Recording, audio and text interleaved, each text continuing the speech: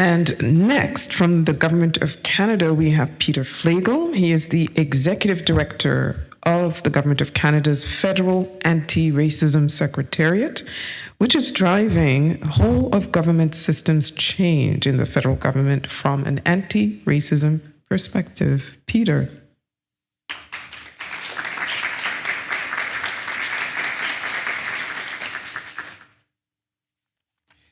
Thank you very much, dear esteemed guests, chers collègues, estimados invitados. Thank you for inviting the Federal Anti-Racism Secretariat to join you today for such a monumental event.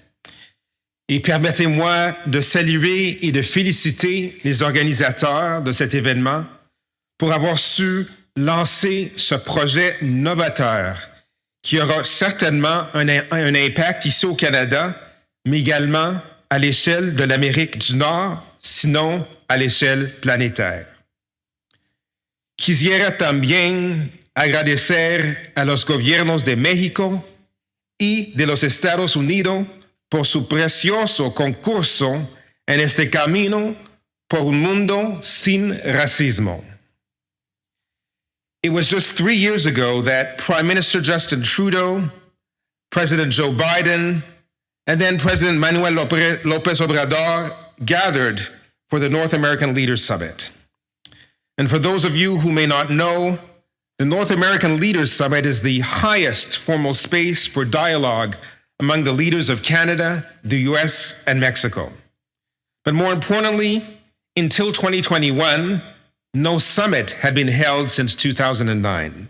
So we're talking about 12 years of no gatherings. So therefore, the 2021 summit was of utmost significance.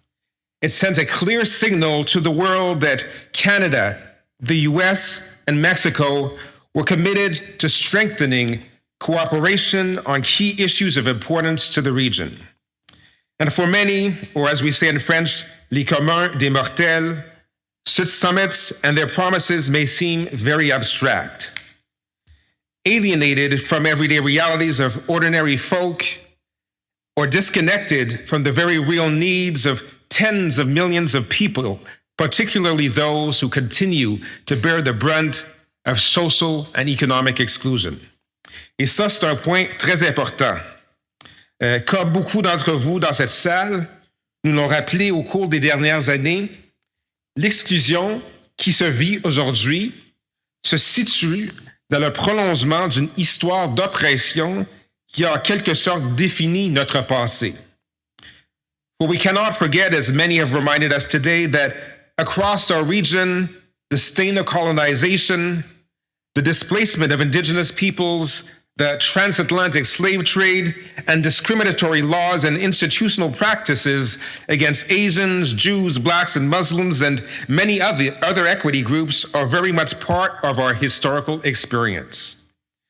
But while very real, many remind us that our history cannot be reduced to those violent chapters. For the centuries-long multi-generational and cross-cultural struggle for liberation, for freedom, for civil rights, for equality, and for equity also define who we are today. It is a legacy that unites us, like the Underground Railroad that once connected northern Mexico through the US to southern Ontario, Quebec, and Atlantic Canada, and a web, as Dr. Campbell-Barr mentioned, a web of solidarity which can inspire us to ignite change today. Yes, resistance is also part of our shared heritage. Oui, la résistance fait aussi partie de notre patrimoine commun. Sí, la resistencia también es parte de nuestra herencia compartida. So when the Prime Minister of Canada and the Presidents of the US and Mexico committed to establishing a North American partnership on racial equity and inclusion, they were responding to the voices of millions demanding racial equity and racial justice. They were amplifying that clarion call for change, and most importantly, they were pledging to do more than simply sign an agreement. For as many have mentioned today, for the partnership was crafted in such a way that every word could take flesh and catalyze the type of action that can change system and transform lives. C'est pourquoi l'un des principaux objectifs du partenariat est de favoriser la création d'un réseau d'experts sur l'équité raciale et l'inclusion. And lo and behold, here we are today. The network is taking form. Thanks, of course, to the funding from the multiculturalism and anti-racism branch of Canadian Heritage, and I see Gavin in the back, who is one of the persons key to getting this signed off. So please also thank them. And of course, the Ontario Council for Agencies Serving Immigrants is launching the Canadian chapter of the North American Network for Equity and Racial Justice. It's really such a historic achievement.